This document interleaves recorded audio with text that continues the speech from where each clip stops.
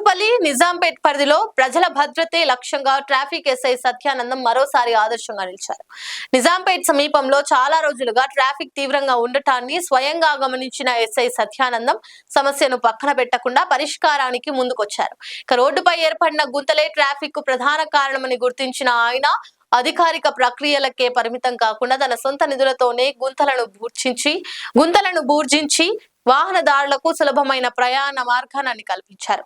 ఈ చర్యకు స్థానికులు హర్షం వ్యక్తం చేస్తున్నారు. అదేవిధంగా రోడ్డు భద్రతపై ప్రజల్లో అవగాహన కల్పిస్తూ 18 సంవత్సరాలు దాటిన వారే ద్విచక్ర వాహనాలు నడపాలని ఎస్ఐ సత్యానందం స్పష్టంగా హెచ్చరించారు. తల్లిదండ్రులు కూడా తమ పిల్లల భద్రతపై బాధ్యత తీసుకోవాలని సూచించారు. ఇక సంక్రాంతి పండుగ సందర్భంగా పతంగుల సంబరాల్లో చైనా మాంజా వినియోగంపై ప్రత్యేక హెచ్చరికలు జారీ చేశారు.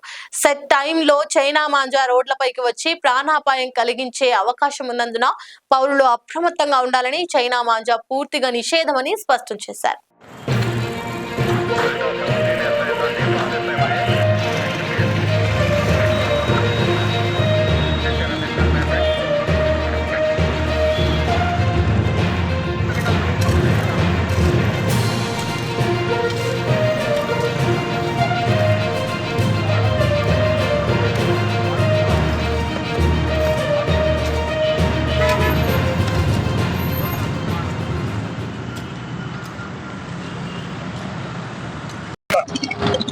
ఇక్కడ మన నిజాంపేట బాచుపల్లి రూట్ లో ప్రతిరోజు సాయంత్రము వెహికల్స్ స్కూల్ కాలేజీ బస్సులు వెళ్ళడంలో ఇక్కడ కొద్దిగా స్లో అవుతున్నాయి. ఎందుకు అని మేము గుర్తిస్తే ఇక్కడ గుంతమయంగా ఏర్పడి రోడ్డు కొద్దిగా ట్రాఫిక్ ఇబ్బంది అవుతుంది అని గుర్తించి మేము ఈ రోజు మా సిబ్బంది ద్వారా మా సొంత నిధులతో కొంతవరకు ఇక్కడ రోడ్డు పైన కొంత కాంక్రీట్ అది వేసేసి దాన్ని కూర్చడం జరిగింది. అందులో భాగంగా ఇప్పుడు ఈ సంక్రాంతి సందర్భంగా కొంతమంది ప్రజలు ఈ రూట్ లో వెళ్తున్నారు కాబట్టి వాళ్ళు క్షేమంగా వెళ్ళాలని చెప్పేసి మేము కోరుకోవడం జరిగింది. సంక్రాంతిని పురస్కరించుకొని ప్రజలు ఈ పతంగులు ఎగురేస్తూ ఉంటారు.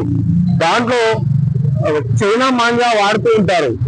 దాన్ని ఈ వెహికల్స్ వెళ్ళేటప్పుడు ఆ చైనా మాంజా ఎక్కడైతే మనిషికి తగులుకుంటే అది కట్ అవుతుంది కాబట్టి అది వాడకూడదు అని చెప్పేసి మేము చెప్పడం జరుగుతుంది.